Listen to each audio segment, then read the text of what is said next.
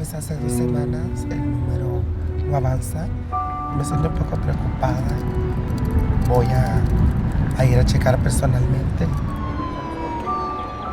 4 meses de estar esperando para comenzar mi proceso de asilo político en Estados Unidos. My name is Ann Rios, and I am a supervising attorney with Al Otro Lado. Asylum seekers are able to enter the United States because of the administration saying it's a preventative measure to stop the coronavirus from spreading, which means that we have tens of thousands of people that are just stuck with no movement on their case. Mexico is not known for being open to transgender individuals, to queer individuals, and they face usually the same persecution that they come fleeing from.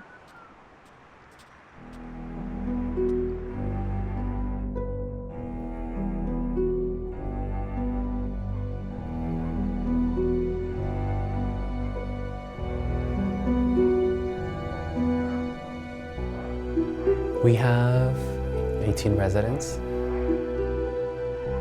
13 of them are probably transgender women. This is Vito.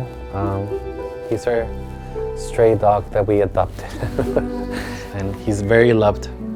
The flow of immigration to the US has dropped a lot, but the flow of LGBT migrants that are queer are basically going up because the violence in Central America, it's becoming worse.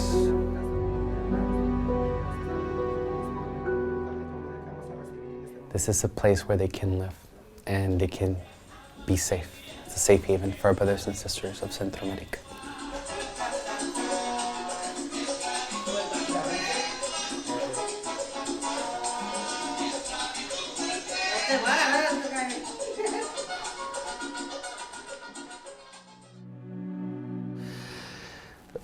Aurora came with another friend from El Salvador, and she basically, the same, was seeking for asylum. Aurora stayed with us for 5 months, and she went through her process. She went through customs. At that time, we didn't have other organizations to help us prepare with their cases. She didn't take any evidence with her, and she was deported back to El Salvador. See, when you have people that are in your organization for more than 4, 5, 6 months, and you know them, and they become part of a family, you know who they are. She was really afraid because the gangs was threatening her that she was going to kill her.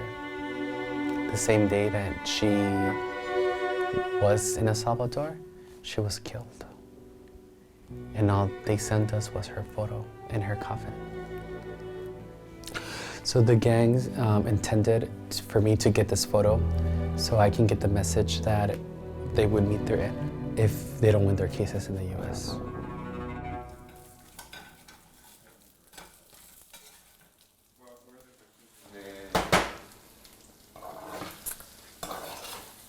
Pues crecí en la ciudad de San Miguel. Al verificar mi documentación, donde por nacimiento tenía nombre de hombre, se me cerraron muchas puertas de trabajo. ¿Por qué no decirlo? Mi única opción fue ser servidora sexual. Trabajé por muchos años. Fueron 5 años de mi vida. Fue la única manera de sobrevivir, yo y tanto a mis hermanas.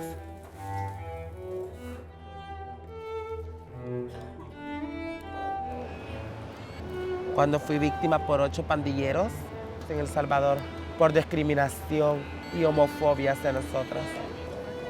Fue parte de las descargas eléctricas que tuve en mi cuerpo a la edad de 14 años. Lo más difícil fue la violación de esos 8 pandilleros. Estuve 3 meses en coma.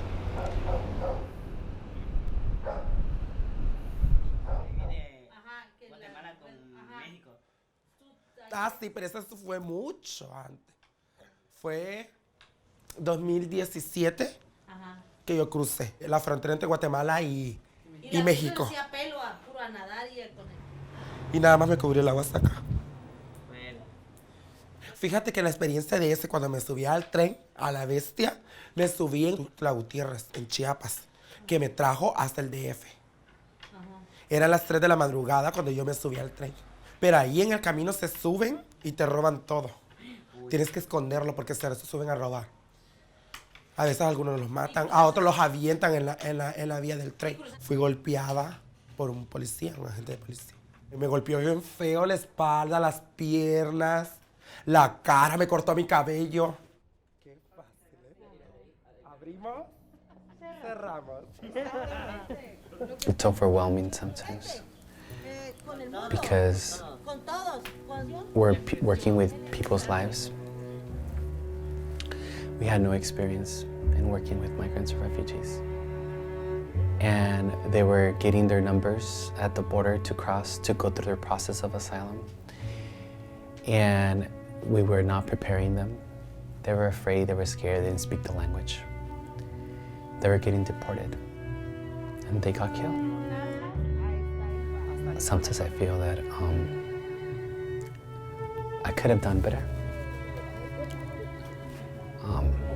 But I didn't know. I did the best work that I could have done.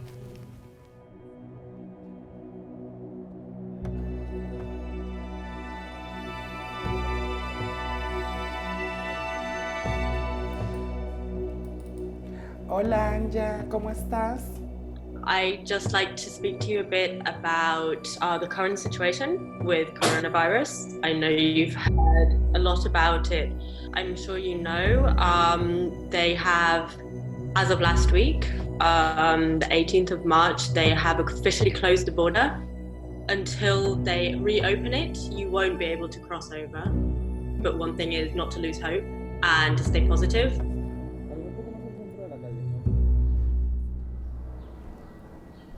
Regresar a mi país sería como matarme yo misma. Sinceramente, hasta el momento no sé qué va a llegar a pasar.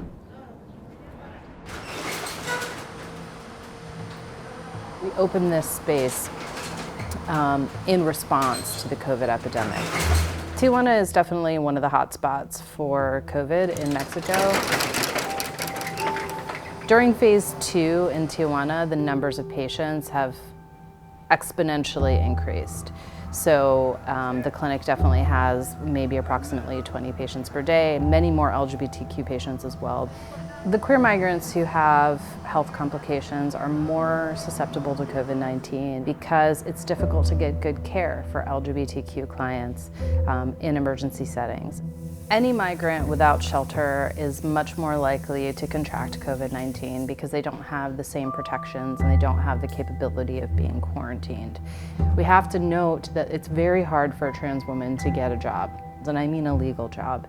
That often drives people into underground economy jobs, which can include high contact jobs with people who may or may not have many infectious diseases, including COVID.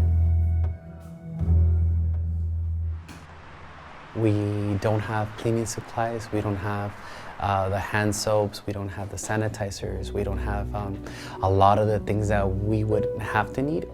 I'm really nervous because I don't know how long will this be. We're kind of afraid and we're not prepared.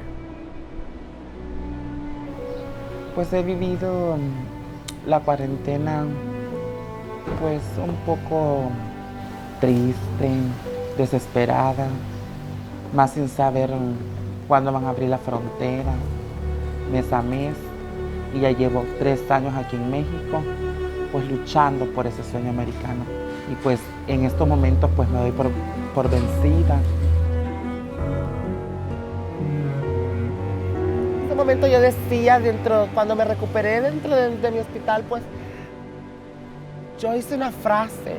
Cada vez que me siento sola o recuerdo esa etapa de mi vida tan triste, me llena ese coraje, donde dice la libertad de soñar nos da alas para volar y poder cruzar cualquier muralla.